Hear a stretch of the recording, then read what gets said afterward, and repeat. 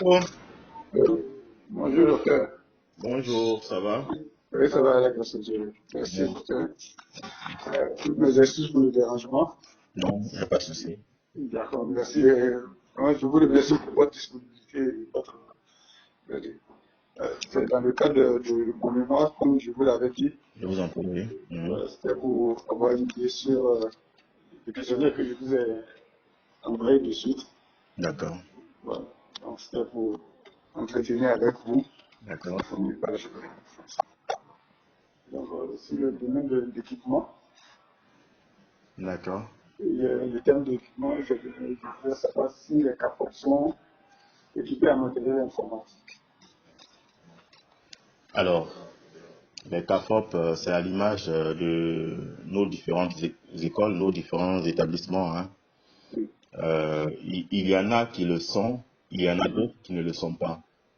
Voilà, le CAFOP de Yamsoko, de Bassam, euh, dans bien d'autres, Gagnoua, il y a plein de CAFOP comme ça qui ont été équipés par des initiatives de la francophonie et tout récemment par Huawei. Je ne sais pas quelle initiative, mais c'est Huawei qui équipe, qui construit des salles informatiques. Oui. Donc il y en a plus ou moins qui sont équipés, d'autres pas encore du tout. Et donc voilà, c'est un peu disparate. C'est un peu disparate. C'est ce que je peux dire. Et voilà. Mm. S'il y a des précisions à faire, je vous écoute. D'accord. D'accord. Alors, aussi, est-ce que ces CAPOP disposent d'une connexion Internet? Alors, il y en a qui disposent, tout dépend du management local de gestion de chaque CAPOP. Mhm. Normalement, dans les clés de répartition sur les frais d'inscription, il y a quelque chose qui est prévu pour les TIC. Et Mhm. donc, selon les orientations des uns des autres, il y en a qui arrivent à avoir une connexion pour les salles informatiques. Il y a certains CAFOP qui se plaignent de ne pas en avoir. Bon, tout est une question de management local, quoi. D'accord. Il y en a Merci. qui sont parfaitement à Bengourou, par exemple. Voilà, c'est équipé, l'Internet existe tout le temps, à Bondoukou aussi, voilà. Bon, je ne peux pas citer exhaustivement les CAFOP qui en ont, les CAFOP qui n'en ont pas, pour ne pas faire de... Voilà. Donc, D'accord. mhm. J'ai donné juste quelques exemples, mais il y en a d'autres qui en ont que je ne peux pas citer comme ça exhaustivement, quoi. D'accord. Merci. Oui. Les équipements informatiques sont-ils en nombre suffisant pour les apprenants? Alors, en nombre suffisant, c'est difficile de dire que c'est un nombre suffisant. Supposons par exemple, je prends votre école, l'école normale supérieure, il y a une salle multimédia de 100 places. Je ne sais pas si c'est utilisé ou pas. Voilà, donc les équipements peuvent être là, mais sans être utilisés. Donc, le plus important, c'est l'utilisation qu'on en fait, c'est pas la suffisance. Si la volonté d'utilisation est là, même s'il y en a une trentaine, une quarantaine, je pense que ça peut être efficient, il suffit de faire un chronogramme de passage. Donc, je pense que la suffisance ou non n'est pas là le problème, c'est la volonté d'utilisation qui doit véritablement être manifeste pour qu'on avise sur la suffisance ou non. D'accord. Bon. Oui, merci. Alors, donc, on va aller au deuxième thème de Oui, l'usage. excusez-moi, qu'il tourne, Oui, je reviens après. d'accord, Voilà. merci. Attends, excusez-moi, Oui, prends son numéro personnel. Voilà. Alors, excusez-moi, comme je vous ai dit, j'avais un rendez-vous, j'ai appelé un Yango, donc il était arrivé alors que mon rendez-vous a été décalé. Bon, allez-y. d'accord. Donc, je voudrais, bon, comme je dis, les apprenants ont-ils accès euh, à la connexion? Je parlais de quantité. Donc, la plupart des salles multimédia que j'ai vues, et puis même dans le projet Huawei qui équipe tous les CAFOP, à terme, tous les CAFOP seront équipés en salle blindée, multimédia et tout, comme dans les autres écoles du secondaire aussi. Mais les capacités, c'est 20 ordinateurs selon les projets de Huawei. mais il y a des CAFOP qui ont déjà des ordinateurs, donc à ces ordinateurs, si ça vient s'ajouter une vingtaine, vous voyez que le nombre va s'accroître. Mais comme j'ai dit tantôt, je conclus tantôt que ce n'est pas le nombre d'ordinateurs qui importe, mais c'est la volonté d'utilisation pédagogique qui importe. Donc, si cette volonté est manifeste, là, on pourra vraiment tabler sur le nombre parce que ça peut s'utiliser par rotation. Voilà, donc j'étais en train de conclure là quand j'ai été perturbé par la sollicitation. Voilà, je ne sais pas si cette réponse vous satisfait. C'est très bien, elle me satisfait. Merci. Donc, je voudrais savoir si les apprenants ont accès à la connexion. Alors, les apprenants ont accès à la connexion. Tout est lié à la première question. Est-ce que la connexion Internet existe ou pas? Effectivement, les apprenants n'ont pas tous accès à la connexion. Et donc, la plupart des travaux que nous faisons avec eux, que les points focaux du projet CAFOP en ligne font avec eux, c'est avec leur propre connexion. La connexion des apprenants eux-mêmes. D'accord. Voilà. D'accord. C'est le deuxième thème, l'usage des TICE, des outils TICE. Mhm. Donc, je voudrais savoir quels sont les outils TICE adaptés dans l'enseignement-apprentissage. Ben, dans l'enseignement-apprentissage, les outils TICE adaptés à l'ordinateur, c'est une évidence. Et puis, tout ce qui est comme objet connecté intelligent, la tablette et le smartphone. Voilà. Je ne sais pas, le GPS peut servir, mais bon, je ne sais pas. Je vais dire ce qui est trivial, c'est les smartphones, tablettes et ordinateurs. Hein, les autres types, les outils dépendent des spécificités. D'accord. Un détecteur de position GPS, ça peut être utile pour les géologues, pour, je sais pas, mais c'est pas trivial, c'est pas pour tout le monde, quoi. Voilà. D'accord. Je voudrais, à cette question, quels sont ceux qui sont les plus utilisés comme on fait? Alors, quand vous dites outils TIC, ce sont les applications ou les outils, je sais plus. Bon, généralement, bon, les outils ici, je vois déjà ce qu'ils ont en main, comme les Voilà, donc, ordinateurs. comment on appelle, voilà, les terminaux, n'est-ce pas? Les terminaux, c'est bien. Oui, les terminaux. Oui, Voilà. Donc, vous demandez quels sont les plus utilisés? oui, Bien évidemment, les smartphones et les tablettes. Parce que vous savez, le taux de couverture en téléphonie en Côte d'Ivoire, c'est plus de 32%. Hein. Consultez les données de l'ARTCI, dans le oui, comité de régulation de la téléphonie en Côte d'Ivoire. oui. Voilà. C'est plus de 102% en 2014, non, en 2019, je crois. Mais vous pouvez actualiser en cherchant sur Internet Oui, les informations que je vous donne. Alors, quand je vous dis que le taux de couverture est de plus de 102%, oui, ça veut dire quoi? Ça veut dire que chacun, enfin, je parle de façon mathématique, hein, ça veut dire que chacun des 26 millions d'Ivoiriens a au moins un téléphone. Parce que 102%, ça n'est pas 100%. oui, A au moins un téléphone. Et la plupart du temps, les téléphones que nous achetons, ce sont les téléphones intelligents. Je n'ai pas les valeurs statistiques de ça, mais vous allez voir même la tresseuse au marché, même le josser de Nama en griffe, je veux dire, les intermédiaires de transport en commun classiques que nous voyons à Djamé et autres. Tout le monde, quel que soit ton degré d'instruction, ils ont un téléphone internet, un téléphone intelligent, un smartphone. Hmm. Même ceux qui ne savent pas lire et écrire, griffonnent des choses sur les réseaux sociaux, quitte à nous de déchiffrer ce qu'ils disent. Voilà, donc tout le monde a aujourd'hui un téléphone intelligent. C'est pour dire que c'est plus facile d'accès et on peut l'utiliser valablement pour l'apprentissage. Nous, à EduWeb, nous promouvons cela aussi. d'accord. Merci. Donc, bon, on a parlé des terminaux. Maintenant, les applications, quelles sont les applications qui peuvent être utilisées dans l'enseignement? Alors, les applications, il y en a plein. Il y a tout ce que vous connaissez de façon triviale. Même les chaînes enfin, je vais dire, les options, les réseaux sociaux, leur option de visioconférence. WhatsApp est utilisé de façon triviale par beaucoup de gens.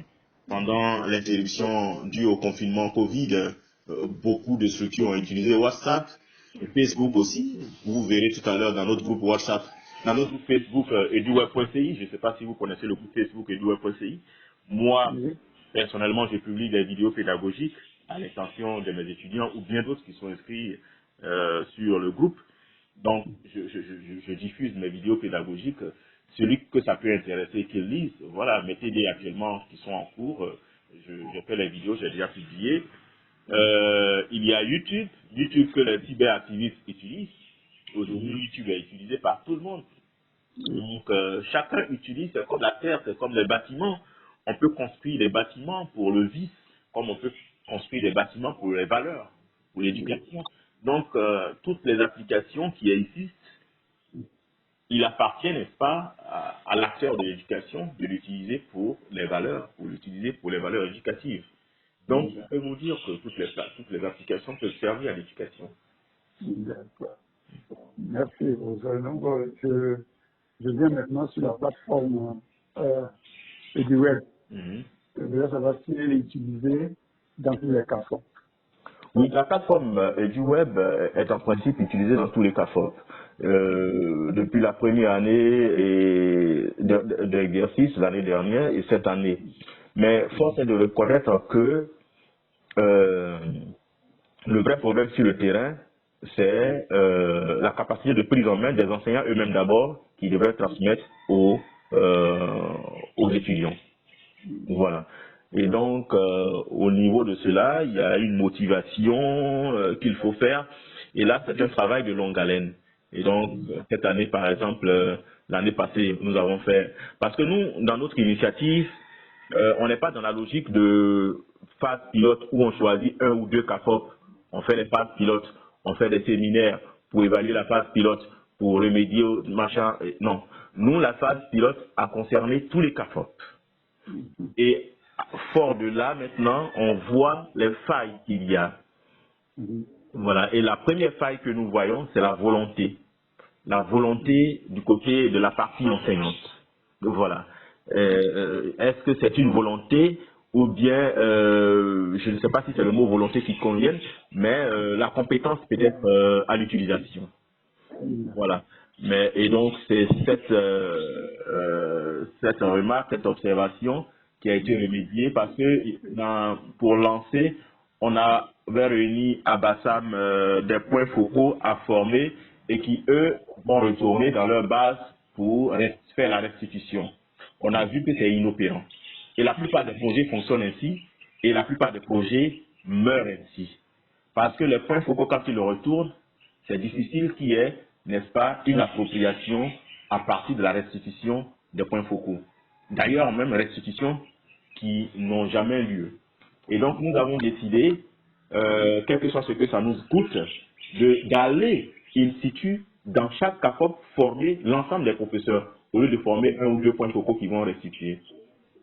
Et donc, nous avons commencé cette année par 4 CAFOP à Boisseau, Boaké 1, San Pedro et Abidjan.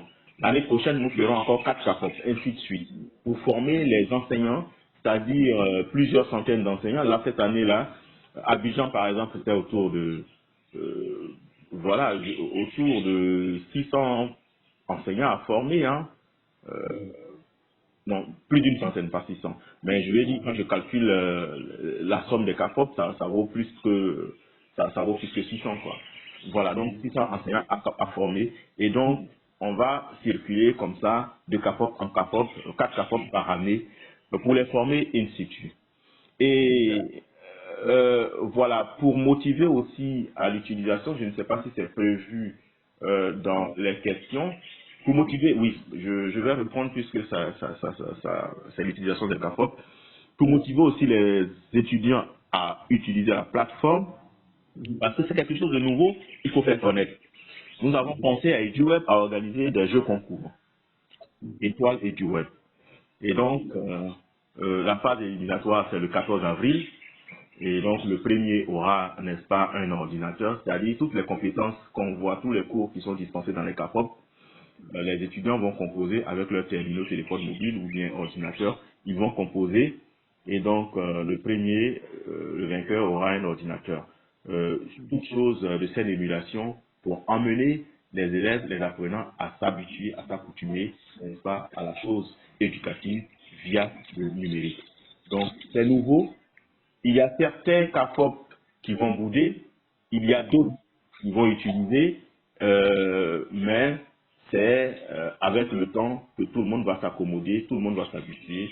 Toute chose nouvelle a toujours des réfractaires en face, et c'est avec la diplomatie, avec la fin d'émulation, que au finish, à un certain terme, ça va s'imposer, pas par la force, mais par le jeu, par la saine émulation. Merci. Merci. Bon, on a abordé en même temps la formation des acteurs, puisque on y est arrivé. Donc, je voulais voir quels sont, si, quel aspect feront-ils former ou bien. J'ai le questionnaire sous mes yeux, c'est quel point? Oui. Le point 6. Bon, nous sommes dans la formation, puisqu'on a comment utiliser, on a déjà abordé avec, voilà. Donc on va à la formation, les enseignants et les apprenants ont-ils été formés à l'usage des outils TIC d'enseignement, bon, comme déjà on a voilà. abordé là. Si, effectivement, comme j'ai dit, hein, la formation, on le fait in situ, on l'a fait in situ. Donc on les fait, puisque les ressources qui sont disponibles sont très dérisoires, hein, il faut le dire, très dérisoires. Nous on le fait par passion en fait. Voilà. Donc les formations se font in situ. Nous on forme des points focaux dans les CAPOP. On réagit, on les a formés à Bassab. Et là, cette année encore, on a fait des tournées dans les CAPOP que j'ai cités tout à l'heure. Et on les a formés in situ. Mais on continue, la formation continue toujours en ligne. S'il y a des préoccupations, on fait des vidéoconférences et on remédie. Et surtout en interaction avec les points focaux qui sont censés restituer. Mais je vais dire une chose. Dans le casting des points focaux auxquels EduWeb n'a pas participé, il y a eu une erreur. Une erreur parce que cette crise de légitimité en fonction du grade, ce n'est pas seulement dans l'enseignement supérieur, hein, ça existe dans tous les autres d'enseignement. Voilà. Donc, la majorité des points focaux sont des informaticiens et donc, en général, parfois, des instituteurs qui se débrouillent bien en informatique, qui ont été recrutés dans les CAFOP. Donc, du coup, quand le professeur titulaire, oui, ça existe aussi, le CAFOP, le professeur titulaire des CAFOP se voit convié à une formation par un instituteur, fut-il voilà, connaisseur en informatique, le professeur titulaire des CAFOP s'en sent un peu frustré. Ah non, c'est pas cet instituteur-là qui va me former, quelqu'un que moi j'ai formé, il ne va pas me former. Et donc, du coup, ça freine un peu l'élan. Mais quand nous, on va dans les CAFOP, bon, voilà, il y a du monde qui vient suivre. Alors que c'est une question de transmission du savoir, que ce soit nous ou que ce soit le point focal. L'humilité voudrait qu'ils soient attentifs à acquérir la compétence qu'ils n'ont pas. Fut-il instituteur qui les forme, fut-il point focal informaticien, instituteur qui les forme. Donc, ce complexe de grade est un frein à l'acquisition du savoir. Et c'est un frein très grave. Ce n'est pas seulement africain, hein, même en Europe, en France, on a buté à cela. Les technopédagogues souvent nous disent, bon, les professeurs titulaires, là, ils ne veulent pas machin, tout. Bon. Et ça pose un frein, ce complexe d'humilité. Donc, on fait tant bien que mal. Voilà, et donc, comme j'ai dit, on forme 4 CAFOP par année. L'année prochaine, on va prendre une série de 4 CAFOP encore, où on va se cumuler et les former, malgré nos ressources qui ne sont pas très réduisantes. D'accord, merci. Donc, les aspects, sur quels aspects ont-ils été formés? Ben, la prise en main de la plateforme, comment naviguer sur la plateforme d'apprentissage et comment concevoir un cours à mettre en ligne. Hein, parce que la pédagogie en classe avec une craie en main et un tableau devant soi, c'est différent de la pédagogie numérique. Donc, comment concevoir des contenus, mais ils ne sont pas encore au stade à mettre en ligne les cours. Ça, c'est pas possible. Ils l'ont demandé. J'ai dit, mais vous ne savez même pas saisir un arrobase. Plus forte raison, chercher à mettre en ligne les cours, c'est une perte de temps, quoi. C'est une perte de temps impossible. Parce que ne serait-ce que renseigner non utilisateur mot de passe, s'il faut passer 3 heures, 4 heures à vous le faire, et peut-être même dès le lendemain vous avez oublié, c'est pas mettre en ligne, c'est pas rendre interactif un contenu que vous allez maîtriser, c'est juste du gaspillage de temps et de ressources.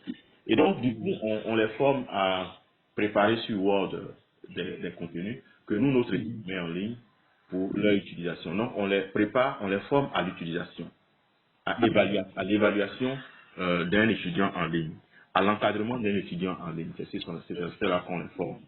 Et les étudiants sont formés à comment s'exercer en ligne, comment faire des traitements d'évaluation en ligne, comment faire des consultations en ligne, comment faire des montages vidéo et déposer tout et tout. D'accord. Donc, je pense que la troisième question est répondue en même temps. D'accord, En même temps, la maîtrise. la question 2 est répondue. Oui, la question 2, la question 3, c'était en ont-ils la maîtrise ou bien sont-ils suffisamment outillés? Bon, Dans tout ce avec, que j'ai dit, oui, je pense que vous avez la réponse à cette question-là. c'est ce que Certains l'ont, d'autres non, oui, d'autres ne l'ont pas. Et oui, voilà, et d'autres, ceux qui ne l'ont pas, ont le complexe d'apprendre. Il y en a qui ont la volonté d'apprendre, d'autres ont le complexe. Et donc, il y a tout ce mélange-là. Mais il ne oui, faut pas attendre que tout le monde soit outillé pour s'y mettre. Voilà. Là, je pourrais vous inviter à lire sur mes publications, pas publications scientifiques, j'en ai pas le temps actuellement, je suis plus pragmatique que rédaction. Donc, mes publications sur les réseaux sociaux, mais dans mes conférences, l'anecdote de Spectreman, du téléfilm Spectreman. oui, Le Japon, en 71, n'a pas attendu que l'informatique s'impose au monde avant d'en faire l'apologie. Donc, il faut déjà s'y mettre, en déplaise aux réfractaires, mais quand on sait que c'est l'outil de demain, il faut déjà s'y mettre. Et même s'il y a, par rapport, même s'il y a 3, 4 passionnés, je pense que c'est déjà suffisant pour y aller. Parce que c'est l'outil de la génération à venir des étudiants plutôt que l'outil de ceux qui partent à la retraite. Donc on ne doit pas tenir compte des jérémiades de ceux qui partent à la retraite, on doit tenir compte de l'enthousiasme de ceux qui montent maintenant la génération de demain. merci. Donc, on va le quatrième thème, c'est l'impact des PIC dans l'enseignement-apprentissage. La question 1, c'est quel est l'impact de l'utilisation des outils PIC sur l'enseignement? Alors, pour moi, sincèrement, il est trop tôt pour faire une étude scientifique rigoureuse sur l'impact. Ce que je vous dis, c'est juste empirique. Oui, C'est juste empirique. Moi, je pense que l'impact ne peut être que positif. oui, Quand nous étions gamins, oui, ceux qui avaient les moyens, mon père, il oui, n'en avait pas suffisamment, mais véritablement, il n'hésitait pas à s'endetter pour équiper sa maison d'encyclopédies, oui, Bordat et autres, tout ça. Ceux qui avaient les moyens n'avaient pas besoin de s'endetter pour l'acquérir. oui, Mais ceux qui n'avaient pas du tout les moyens, ni pour s'endetter, ni pour en acquérir, donc voilà, allaient pour réviser leurs leçons, pour préparer leurs exposés, que ceux qui avaient des encyclopédies.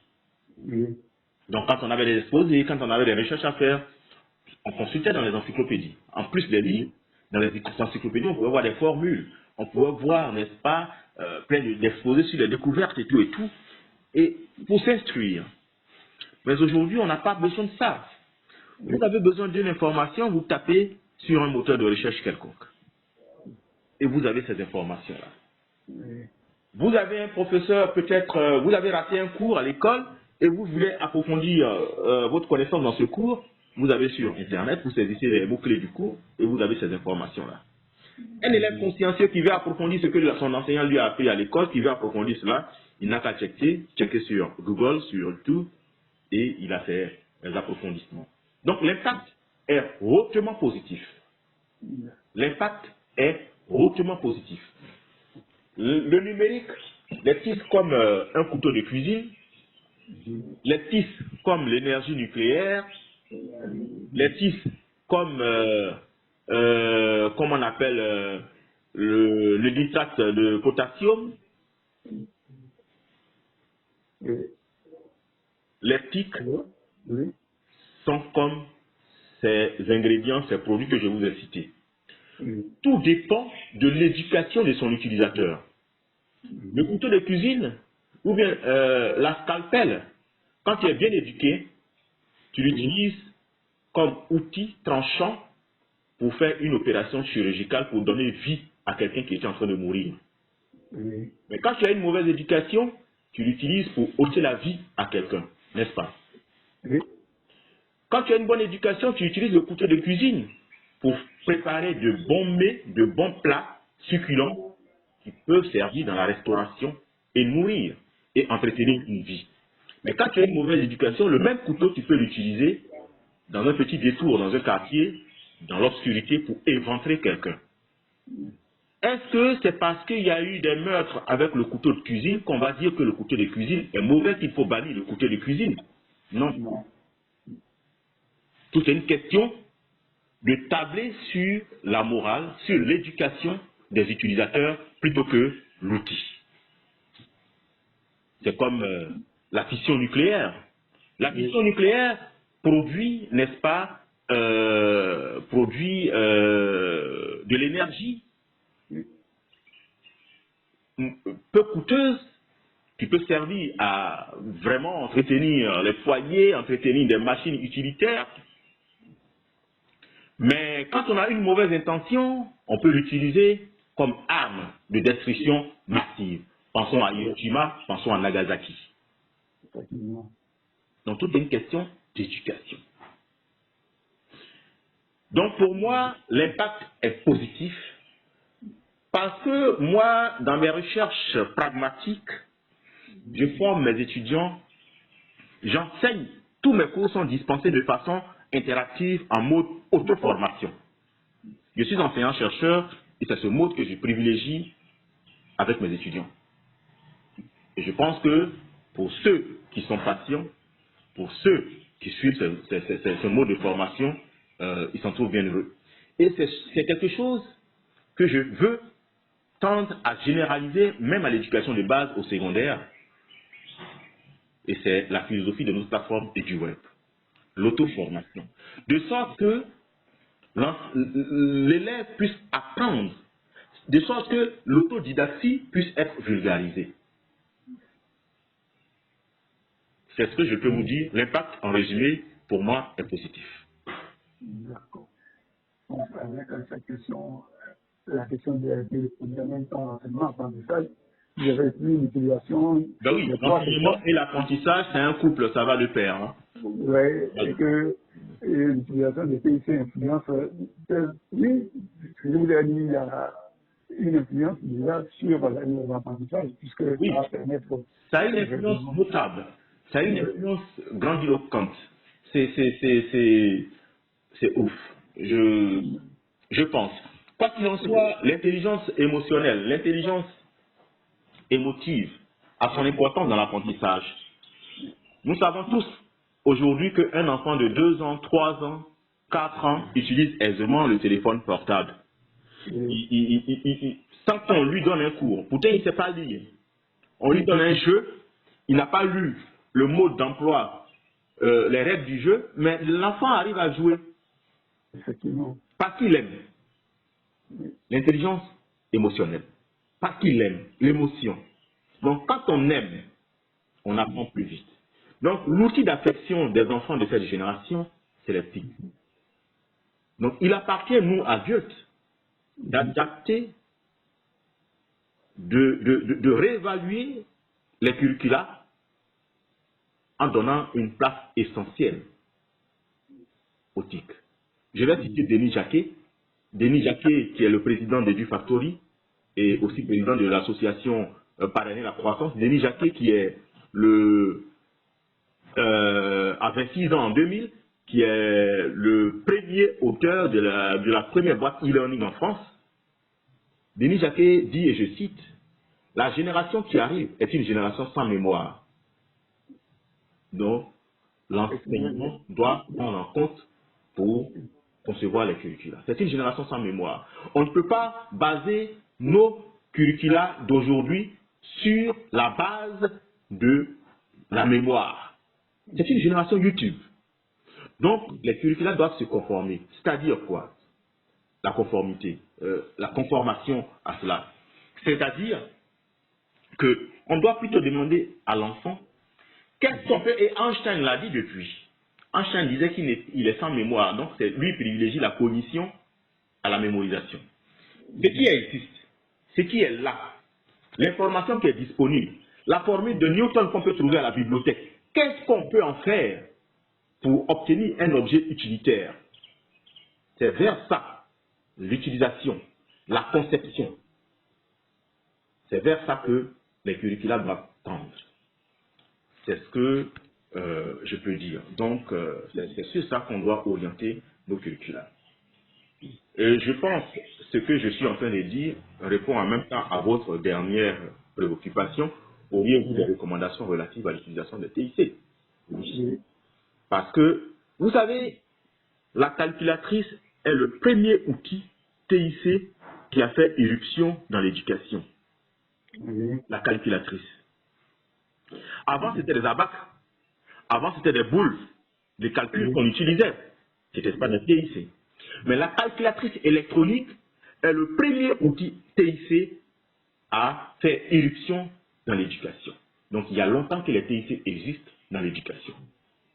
Avant les calculatrices même, chez nous, il y a eu l'école télévisuelle. Oui. Mais la calculatrice perdure. Je me rappelle nos aînés et nos parents, quand vous aviez une calculatrice sur vous, vous êtes en situation de fraude à l'examen. Oui. Oui. C'est le cas aujourd'hui avec le téléphone. Mais aujourd'hui, vous avez une calculatrice sur vous, c'est autorisé. C'est conseillé même de venir avec une calculatrice. Voilà. Donc ce qui est interdit hier sera autorisé demain. Et parce que justement, les réformes curriculaires ont intégré la calculatrice.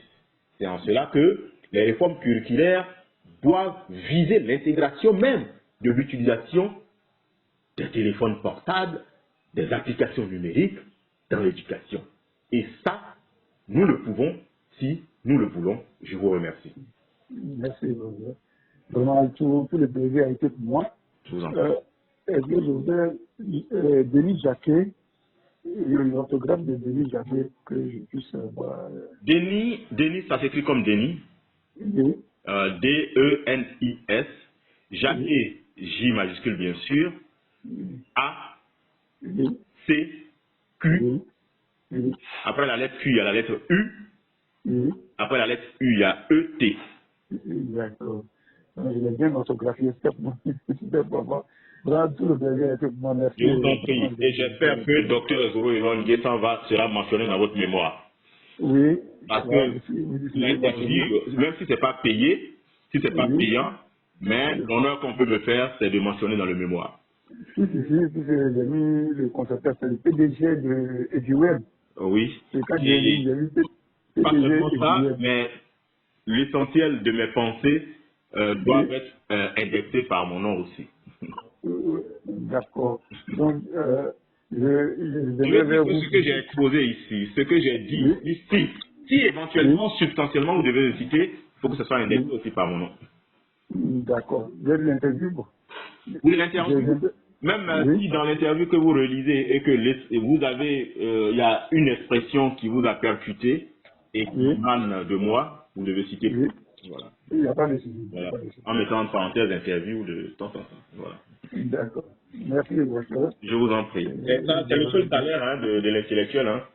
Le businessman lui demande l'argent avant de parler. Hein. Oui. Il veut être cité. Pourquoi on reconnaît lui qui a dit? Effectivement. Merci beaucoup. Je vous remercie. À bientôt. Et bon courage pour la suite. Merci.